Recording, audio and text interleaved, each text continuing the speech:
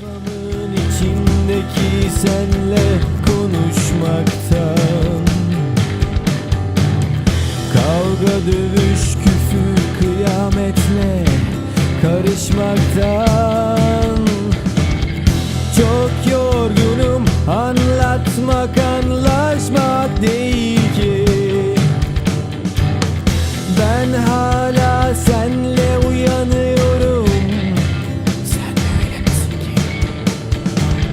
Yürüdüm, hep yürüdüm, taşlı yollarda yürüdüm.